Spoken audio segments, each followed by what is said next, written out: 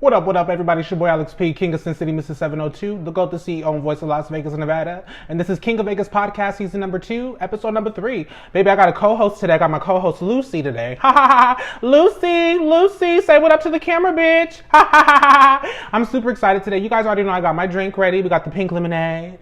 Because, you know, we are a beehive. We don't drink tea, we share the lemonade. Ha ha ha ha! And along with my lemonade today, ladies and gentlemen, I got some snacks. I got some Keebler Fudge cheesecake cupcakes, baby. And let me show you guys.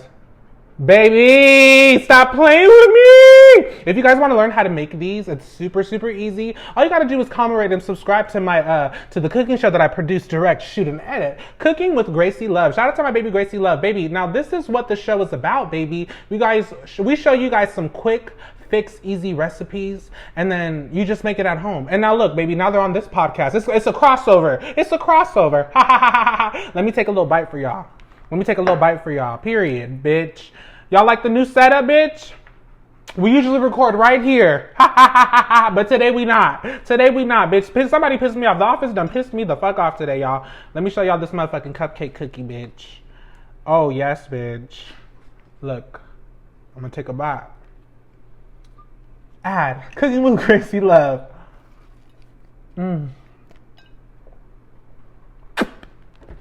Baby, this is the one, baby. You keep the 2 through 9. Oh yes, ladies and gentlemen, I'm super excited to be here today. Now it's gonna be a great show. We got a lot of things to talk about. Bitch, you gonna say what's up, or you just gonna stand here? I ain't got nothing for you. Have a French fry, bitch. Anyways, we're gonna have a great show today. Now, of course, we're gonna get into what I'm wearing, bitch. I ain't wearing nothing sweet. I'm just wearing this Las Vegas sweater that I got downtown. I think I wore it during season 1, if I'm being honest, the King of Vegas podcast. But I might not have as well. No, I'm really happy to be here. We got the Vegas shirt. You know, we got the Vegas King of, you know what I'm saying? And we got the podcast King of. Now, ladies and gentlemen, this week has been stressful as fuck. I've been trying my hardest not to pop a bitch in the fucking mouth, bitch. And I'm talking about at this motherfucking place where I get these motherfucking timeshare slinging, you know, timeshare slinging, you know what I'm saying? I already told y'all motherfuckers what I was doing. I was going ahead and got me a little 9 to 5. These bitches at the 9 to 5 got me fucked up, especially the new motherfucking manager, motherfucking Mel. I'm about to beat his motherfucking racist white motherfucking ass. You know what I'm saying? He be having me fucked up, but you know, No, Mel's cool. He was cool with me the next day. But the first day that I said what up to him when he was the motherfucking manager, bitch, I tried to go up and pound it, bitch. He tried to act like he ain't motherfucking see me. Baby. But that motherfucker see me. He said what up later. It's cool. It's not cool, but it's cordial. Mel, if you seen this, you ain't shit. But it is what it is. Okay, y'all, so we back. I tried to fix the couch for Lucy. But Lucy wasn't trying to sit on the couch. She was trying to sit on the floor. So I was like, you ain't trying to be a proper guest star. You ain't finna be coming in the video. Nah, but Lucy's sitting in her bed. She got a whole queen size bed just for her in another room. She has her own room. She's a spoiled bitch in this 3-bedroom house. Now, I'm excited to get into today's topic. Before we get into today's topic, I gotta go ahead and discuss some shit that happened last week. Bitch, I had to call my friends and family out, and bitches is bitter, and bitches is really bitter about it. You know what I'm saying? I got some text messages from somebody specific, you know, and I was really only specifically talking about 2 people in particular, but everybody and their mama showed their motherfucking ass after I posted that. So I was like, you know what? It's cool. Bitches are gonna go ahead and send their subliminal sneak disses, but bitches know better than to keep it direct. You know what I'm saying? So we're gonna go ahead and keep it cool. But the person that I was speaking about went ahead and texted me, and we went ahead and we had a conversation. And this person brought up something that a lot of people said. They were like, well, you know, Alex, you don't really tell nobody what you're doing. You don't really let us know what you're doing. Baby, why do you need an open invitation, a special open invitation to show love and support? You see what the fuck I be posting. Now, why do I know that? Bitch, because you see me post that y'all don't fucking support me. But when it comes to my other shit, well, I never see you post that shit. But why did you see this specific post about me calling you bitches out? About not supporting a real bitch? You know what I'm saying? Bitches is funny, bitches is fake. And I can't stand it. You know, it's just really, really funny. And it wasn't just that person that I was going back and forth. There was a lot of people saying that, like, you need to tell me. You just got to tell me and I'm there. Why do you need an open invitation, a special open invitation to show love and support? And this is what I told the person that we texted back and forth. We called and we discussed it like brothers. But I still stand on what I said. Why do you guys need an open invitation, a special invite to show love and support? Baby, I just show up and support and love you because I want you to win. But my thing is this, it's not even about the love and support or the lack of. I think bitches want to compete. I think bitches want to compete. That's really what I think it is. Bitches want to compete, but no better than to say that. So I went ahead and adjusted the cameras today. I was trying to do something different for y'all and like switch up the scenery, bitch, but that's not gonna work. So we're gonna go ahead and go back there next week. But this week we're just gonna continue here. So this week we got a lot of things to talk about. Now, I wanna go ahead and get into this next topic. It's really kind of controversial, but I wanna go ahead and see what you guys think about it. So I wanna go ahead and talk about the church. Now the church, specifically my church. I can't really talk about all churches. I can only talk about my experience being in church. Now, if I'm being real and just keeping it crystal fucking clear with you guys, I didn't have the best, I don't have the best memories of church. Like, I'm just keeping it real. Like, going to church, growing up, I went into the church and this was the early 2000s. You know what I mean? I'm talking about like 2001, 2002. So 22 years ago when I started attending church, I started attending a Southern Baptist church out here in Las Vegas. And let me just say, it was an interesting experience to say the least. I went to a predominantly all-white Baptist church. And that is important for me to say. It really is important for me to say because, I mean, 20 years ago, things were a lot worse than they were today. I mean, things are pretty bad still, but they're not as bad as things used to be. You know what I mean? And by that I mean, like, people were really, and I've said this on the show before, like, people were really allowed to be openly, how do I say this? People were allowed to openly discriminate other people due to race, to gender, sexuality, religion. And I mean, we kind of just had to take it. Like, we weren't allowed to really say anything back or stick up for ourselves. Otherwise we would be pinned as the villain. Oh, we're just playing and you can't take a joke. Look how sad he is. Look how pressed he is. You know what I mean? Things like that. And in my church, growing up in a predominantly all-white church, there was a lot of issues, to say the least. And I won't say that there was a lot of issues with the kids. There wasn't a lot of issues with people my age. It was mostly people like older, you know, like high school and up. And this is 2002, ladies and gentlemen. So this is the end of that era of we're really allowed to discriminate you all up in your face. This is kind of the peak of the era of discriminating you to your face and you can't say nothing back because we're just kidding, we're just joking, and you're being super sensitive. And now that you defended yourself, you're considered the problem. You know what I'm saying? This is really what we had to deal with as, well, just as everything: sexuality, race, ethnicity, religion. I mean, there's so many things that people were allowed to kind of play with you in your face about, and you couldn't say anything. But specifically today, I want to talk about the church. It's interesting to me because growing up, we were always specifically raised a specific way. And I want to say by the Bible, but that wasn't always the case. Like, sometimes it wasn't by the Bible, it was by, you know, someone's opinion in the church. And then they would kind of like gaslight the Bible into meaning what they want it to mean, when really the Bible has one meaning. You know what I mean? But a lot of the times growing up in the church, I know that a lot of people like to twist the words in the Bible to justify their actions, or lack of actions. Yeah, that's a way to say it. It's just crazy because growing up, I always felt like I wasn't supposed to be going to that church. Because like I said, growing up, I was the only young boy of color, like brown or black in 2002. Like, as far as like kindergarten through 5th grade, there wasn't really many kids that looked like me, or many kids that I looked like, growing up at the church. So, I mean, don't get me wrong though, like I still had friends, like one of my really good best friends. I haven't spoken to her in years, but her name is Brittany. Really dope chick, super dope Caucasian girl. She's down, she's with the movement. And most importantly, like, I don't feel like she's like one of the people that I feel like would not,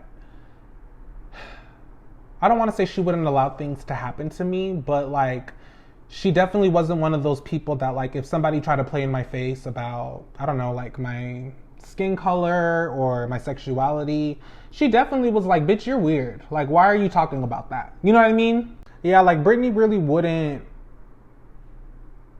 she wouldn't like really, I don't want to say she wouldn't tolerate the bullshit, but she wouldn't tolerate the bullshit. She definitely would question people's actions, like as to why they treat me the way they treat me. So that's why I always fucked with Brittany. And like, and I'm always down to beat a bitch ass for Brittany, because like she always, I mean, I consider it sticking up for me. Like she always made sure to like, she always made sure her voice was heard on my behalf when I was spoken to in a room that I wasn't in. You get what I'm saying? So like, I really fuck with Brittany.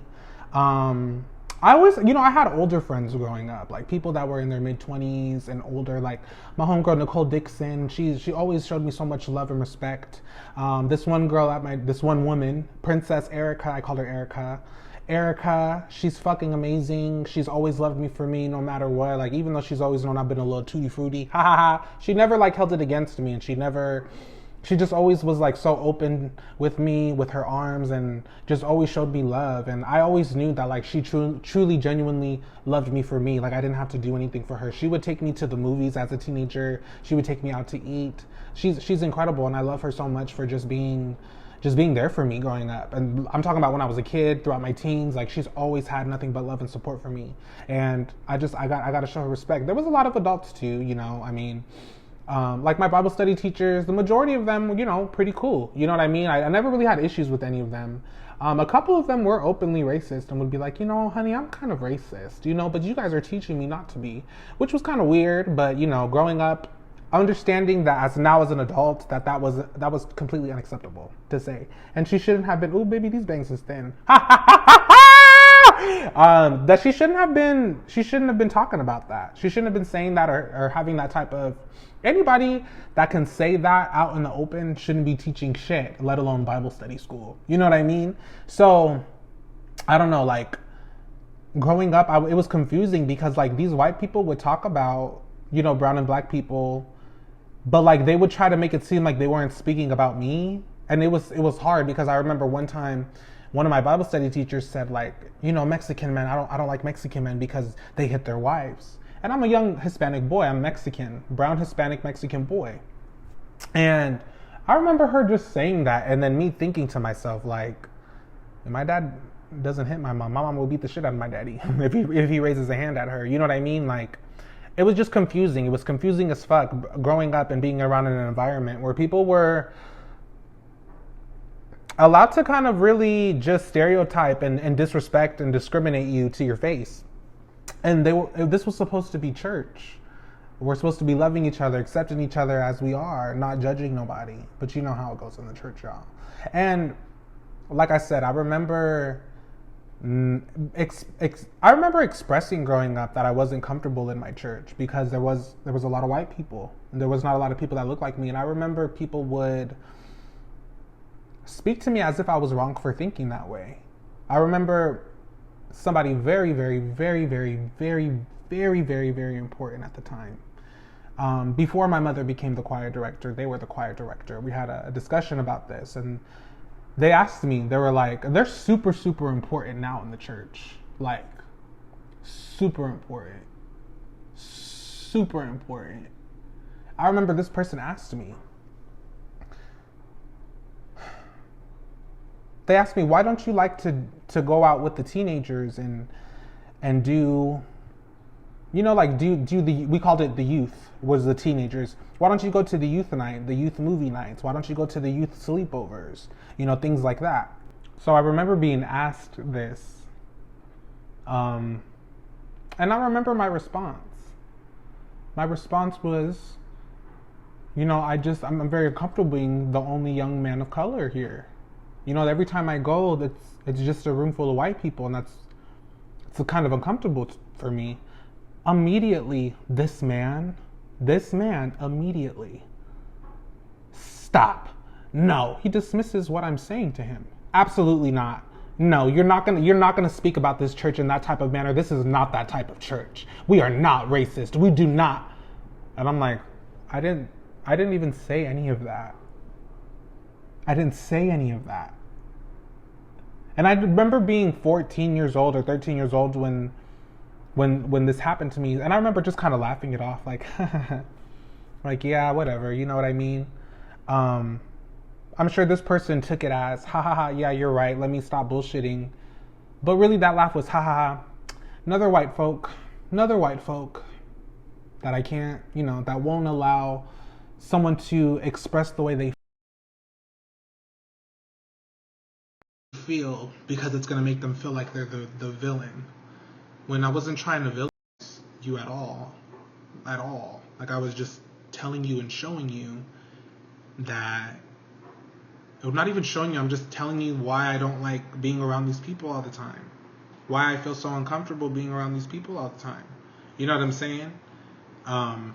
But he didn't want to hear that. Automatically, I was dismissed. You will not speak about this church in that type of manner. In what type of manner?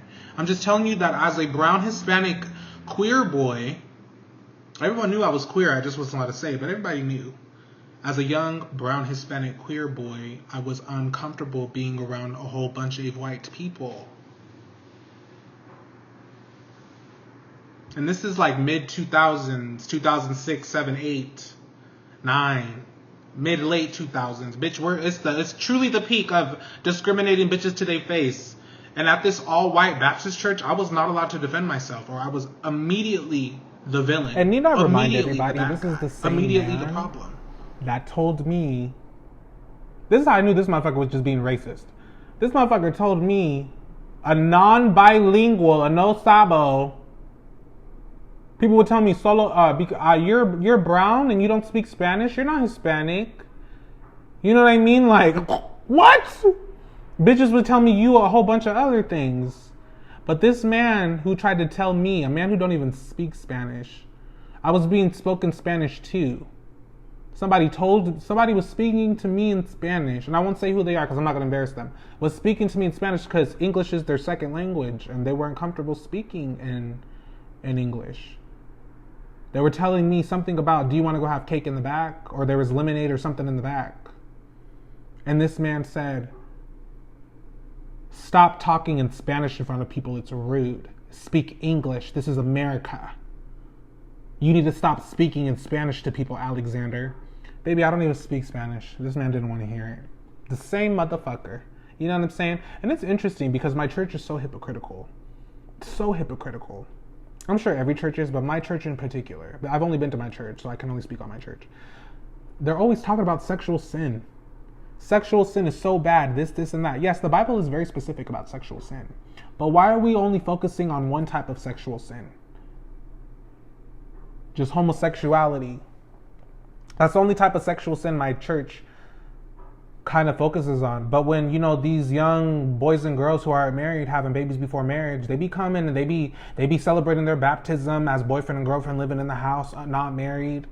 Or like very important people, very, very, who's the most important person at a church?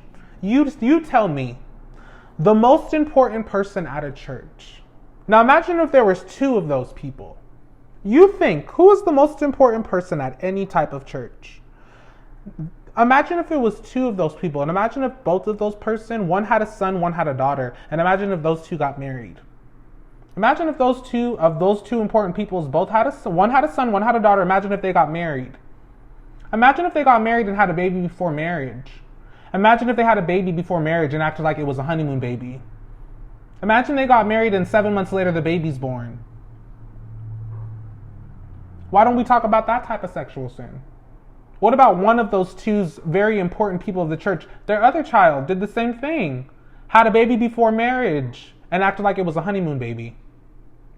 But we gotta sit here and act stupid as shit. But we worried about the faggots. We worried about the faggots. Ha ha ha ha. But it was crazy. The faggots be married. The faggots be married.